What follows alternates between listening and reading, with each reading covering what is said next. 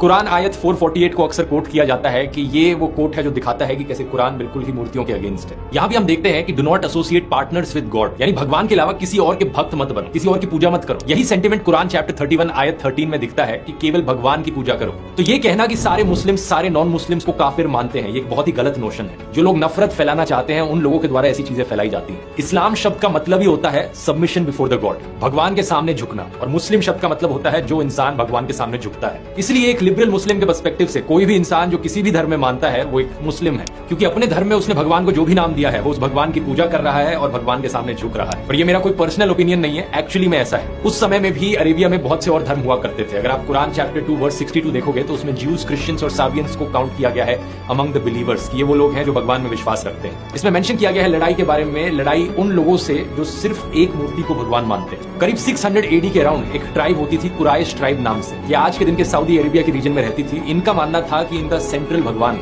Hubel है, जो actually में एक मूर्ति है जो पत्थर से बनी है और जिसका राइट हैंड टूटा हुआ था। कुराइश ट्राइब ने इसके राइट हैंड को एक गोल्डन हैंड से रिप्लेस कर दिया था, सोने के बने हाथ से। अब इस मूर्ति को एक्चुअली में तोड़ा जाता है प्रॉफिट मोहम्मद के द्वारा साल 630 AD में। अगर हम एंशिएंट इजिप्शियंस की भी बात करें तो वो एक्चुअली में पूजा करते थे जैकल गॉड्स की, जैसे कि अनुबिस और वेटवावेट। और पत्थर की मूर्तियों के अलावा कुरान में मेंशन किया गया है एक और तरीके के आइडल वर्शिप का, किसी चीज को आइडलाइज करना, जैसे कि chapter 18 verse 32 to verse 46 warning दी गई है अपनी प्रॉपर्टी या अपनी वेल्थ को मत आइडलाइज करो, अपनी दौलत की कभी मत पूजा करना। चैप्टर 25 में यह भी कहा गया है कि लोग अक्सर अपनी डिजायर, अपनी ईगो को ही भगवान बना देते हैं।